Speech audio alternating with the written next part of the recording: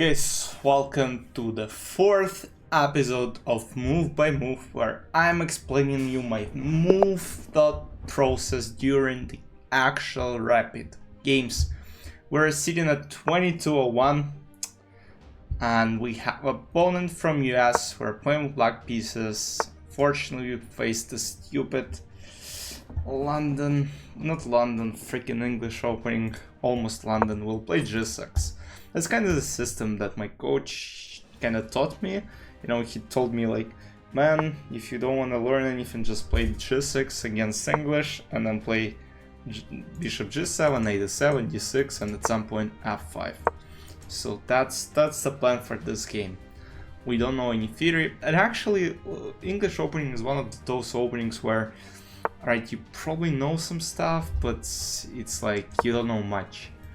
And people play it, people don't play it, but I just find it very, very annoying. So I'm not sure if he's going for this G3, because if he doesn't go for it, I mean, I'm going F5 and, you know, it might not end well. So yeah, he goes G3 now, and it makes sense to go for F5 as well. But in reality, I mean, Bishop G2, if I take on E4, I'm not sure.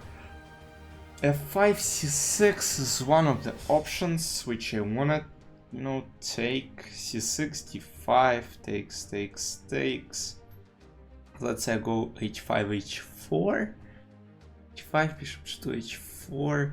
This actually makes some sense because, you know, I just want to break it on king side somehow. If he plays H4 himself, you know, I just don't like it. I'm not going for F5.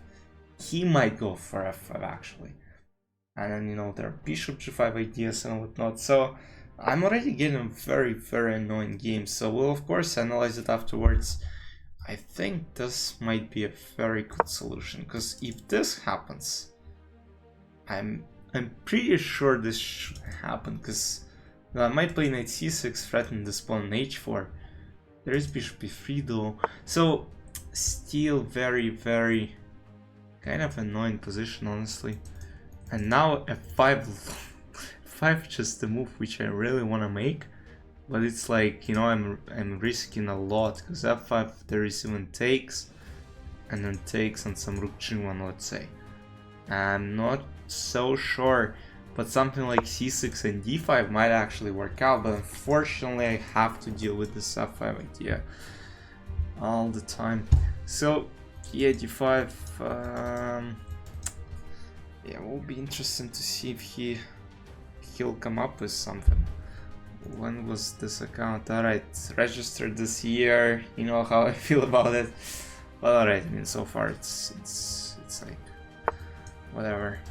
So yeah, this is played. I think d5 is, you know, when you're being attacked on the side, you always got a counterattack in the center. And if he tries to play something like bishop g5, so if I close it, I mean, guys, I'm not sure if it's any good. If I try not trade and then maybe go for some queen c7 stuff, or maybe even queen b6 actually. So knight a, I mean, just restrict the activity and maybe trying to go for g8. Because, alright, my bishop on g7 makes no sense. This bishop on g2 makes no sense either. However, this bishop on c8 is a lot worse than this bishop on c1, I might say. So it's getting very complicated. I hope I don't let him castle, but if I let him castle, you know, not too good. Alright, now I have to consider knight d7, queen a5, and what else? Knight d7, rook d8. It's kind of almost like I have no options, you know. Because let's say, because you know, at some point this is what's gonna happen to me, and I'll say, alright man, that's not good. And if I go back now, I mean, simply castle. So I already don't like my position a lot, so it might only make it even worse than this. So yeah, it's getting complicated and it's getting very bad as well. Cause this maybe f6, f5 takes this. But it looks like f6 is the move I just gotta make, cause you know I don't wanna lose a pawn in the endgame potentially. If c5 now I just take on b3. So, and then if a takes b3 I go knight a6 and I have some knight b4, a5 counterplay. So I'll be very happy if he plays the c5 move, because I actually think I'm a lot better after takes and knight a6. At the same time I won't be surprised if he finds something else. And it looks like actually, you know, knight a6 is a slightly better move than knight d7, because knight d7 is kinda passive. I am trying to go knight c5, but it doesn't really work. Yeah, he plays this. And now I think bishop e3 is what's gonna follow. I have some potential to go here. Yeah, and yeah, you know what? It's annoying. I have nothing else to say. Like, it's really, really annoying. Because now I gotta deal with this till, basically the rest of the game. So it's very hard, because you know, if I try to go for c5, of course, I mean, I weaken my d5, my b5 square, and if I'm going for b5, of course, I'm just giving up a free pawn. Knight d7, very passive. Rook a6, very, very passive. I mean, it's just hard. I mean, if I play knight d7, it means nothing but absolute disaster for me, because knight c5 before knight a4, if we go back. Yeah, guys, I mean, it's just hard. I'm getting just a worse position right away from the opening. Rook a6 makes some sense, but again, it's not good. It's not good enough. Dig that. Right now, alright. Oh man, I kind of wanna trade everything, but it's very hard to accomplish. Alright, let's play knight d7. Cause rook a6, I mean, yeah, my position is just terrible. It looks like. Yeah, and he played well so far. He's up a whole minute on the clock as well. So close position, unless I somehow manage to reroute my bishop from, let's say, g7 to c5. I mean, that would be a dream position to have, honestly. Because then, you know, I have at least some counterplay chances, but if I don't go that way, I mean, that's gonna be a disaster for me, so I just gotta act quick. But, I mean, I don't have any counterplay chances. I mean, long castle, even long castle is good enough. I might have some b5, but I don't think it is any good. Most likely I'll have to play knight c5 at some point, but it once again doesn't make a lot of sense. So if I go king f7, rook e8, bishop f8, imagine how much time would I spend. But alright, for now, you know what the problem is? Is basically... Alright, the problem is I'm getting absolutely kicked. So, problem here might be rook e8, bishop f8, and then somehow I might leave for a while. So, he doesn't move his bishop yet as well, because look, he just pointed, there might be g5 at some point as well. I hope this won't work, but I mean, if it will, you know, I'm trouble. Yeah, you know, it's basically defense to the rest of the game for me. I just gotta probably outplay him, because I don't think his, let's say, blitz rating is better than mine. I don't think he's a better chess player. Just I gotta play slightly better. But yeah, the position is passive itself. It's move 16. He's spending time. That's really good. And I hope he makes some mistakes. And I just gotta have some counterplay. Maybe at some point sack for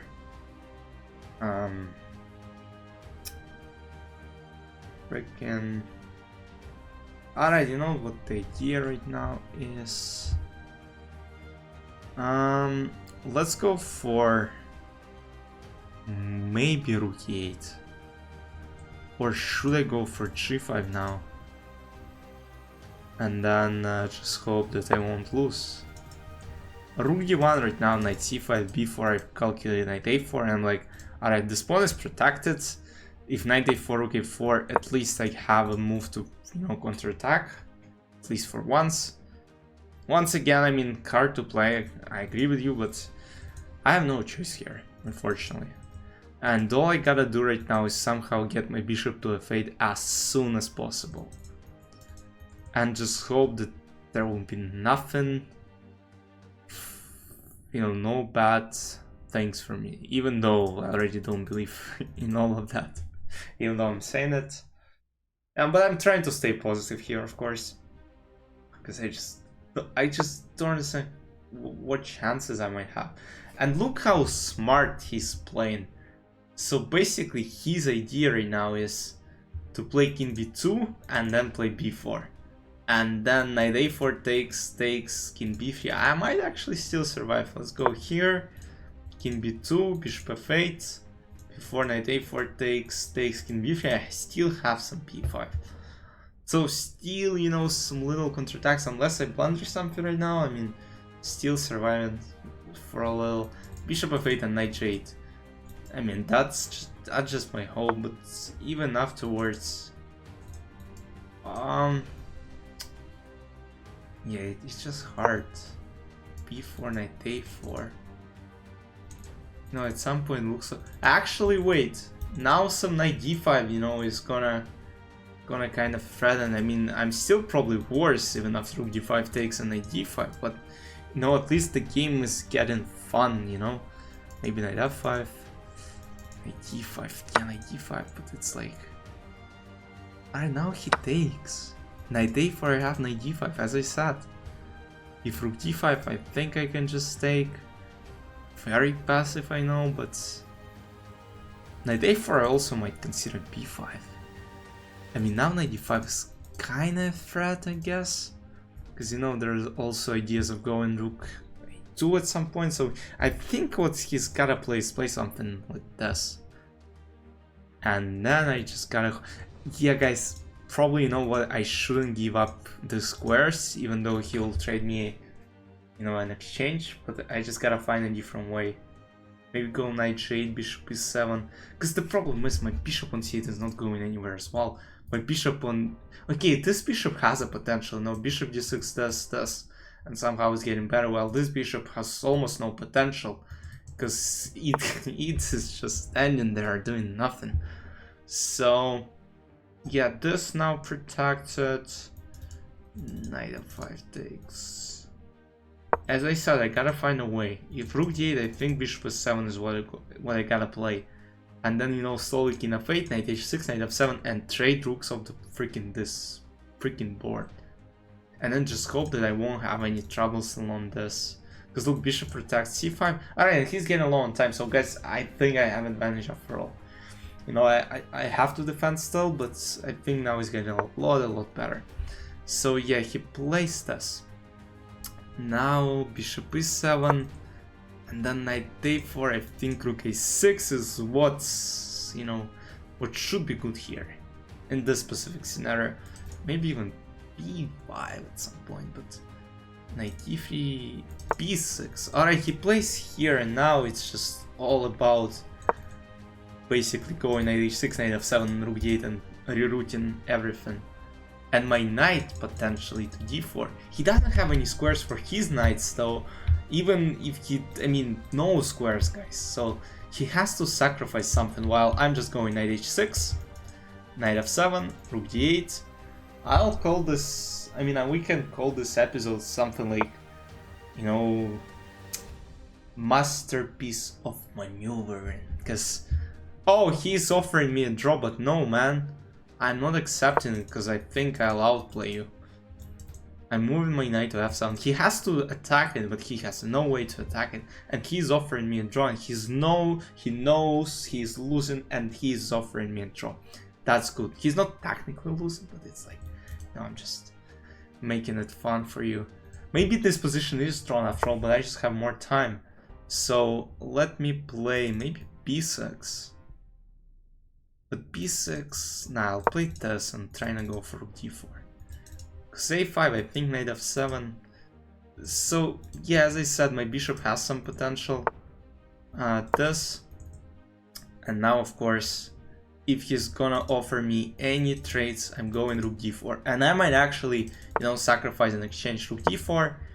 And now if, let's say, knight d2, I might not even care. I might go for something like, I don't know, maybe this and just takes, because I think it might be actually good. And then this and knight d5. So, you know, it's getting very, very interesting. Probably a draw, but, you know, I'm just trying to play on a little.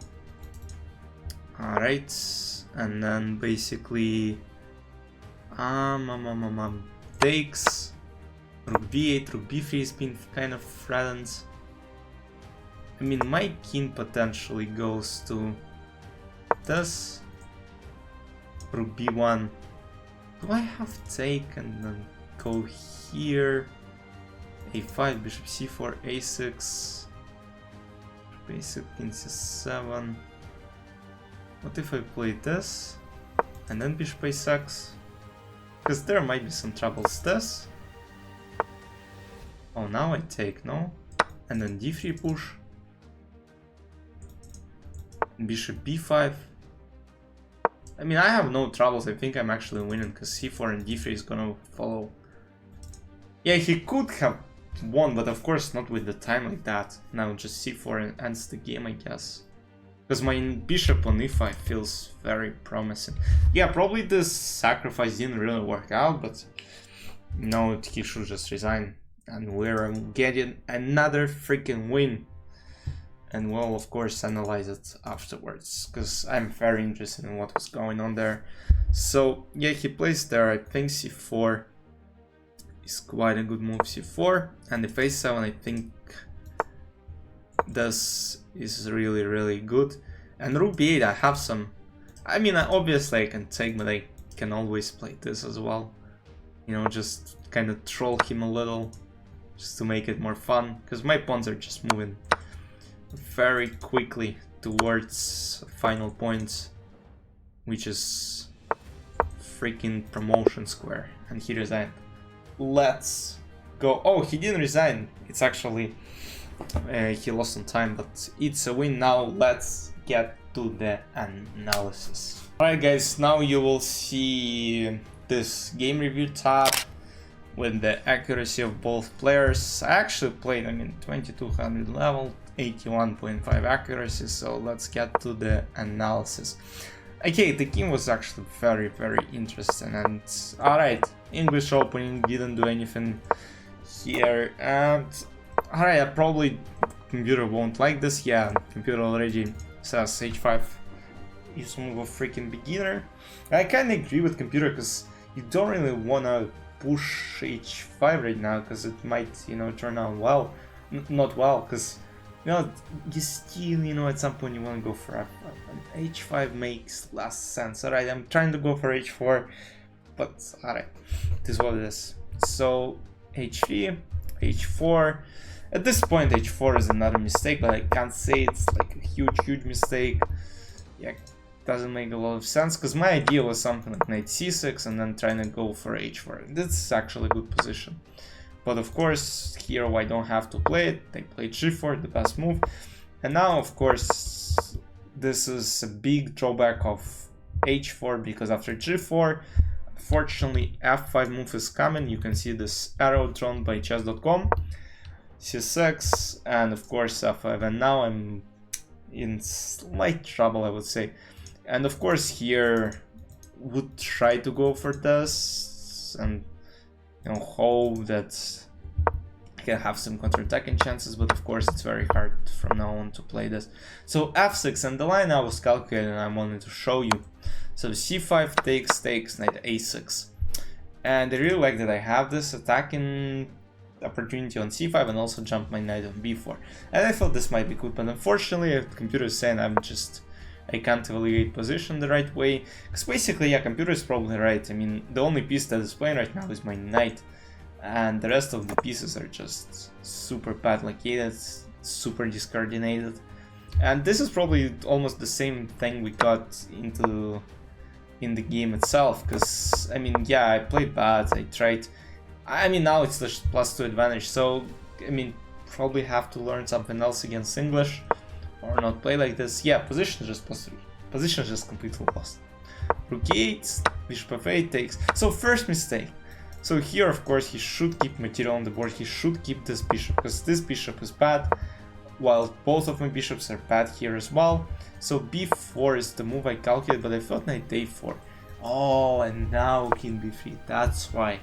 Because you know what I was calculating? Takes, and now after king b3 I have b5, but still computer thinks... Yeah, computer actually thinks I'm just dumb and this position is completely lost, and it is. So bishop c5 takes, and here from now on I was kinda... Alright, so I played king f8, the best move, and now the idea is simple. Now I wanted to basically trade the rooks off the board. He starts helping me. I didn't really like put it right away, because I think I could have played rook d8 right away, but alright, knight h6, rook d8, and now knight f7. And now he's offering me trades. And here, you know, crazy Romka is playing king a8. I mean, computer is saying it's alright still. Doesn't do anything bad for black pieces, because even after takes, I should have played c takes d4 actually, you know, to open up my bishop, but my idea was to, you know, probably lock e5, and then I'm not risking anything. But alright, it takes d4, but unfortunately here white had this e5 breakthrough. That's why, you know, you always gotta be aware of the potential danger, and I wasn't really aware of it. So e5 would have given white some advantage. But, alright, missed it, but that's actually a good idea, you know, you solve puzzles, or just like, you know, regular positions, and you might say, alright, like what's the best move in this position after why c takes d4 is better than e takes d4, and then you instantly notice that, alright, probably the only move that makes sense, and why, you know, white have some advantages, this if I have to sacrifice it back. Now you have your bishop active on this diagonal, a5, a6 breakthroughs at some point might be possible, and knight is jumping to e4, so white could get a good position out of it. But alright, as soon as I locked it, once again I think e5 was kind of good. b4 is now is actually good, another good decision, because you know you want to break this pawn structure. That's why takes e4 was a terrible move. Knight d5 takes, and from now on, alright, I mean I can just go back and forth and it's a draw. But I was kind of lucky enough that he, you know, first of all, he didn't have time. Here I already could have gone for d3 and just pick up a rook on d1 on b1. But alright, I gave him some chance to recover, but unfortunately he lost pawn on c4. And from now on it's just a lost position. I troll him a little bit, because of course I can take on b8, but I decided, alright, why not troll him a little. So takes, c3, and here he just lost all time, and his position is losing, because I basically keep both of my bishops, and c2, bishop f4, c1, queen promotions coming, and I won the game, 2209. We're moving on. I mean, those episodes will come out. I hope you guys enjoyed. I'm sorry for such long episodes. I mean, those games are very long and terrifying and tiring, maybe boring, but alright. Hope you enjoyed. I know some of you are watching. Have fun. Bye bye.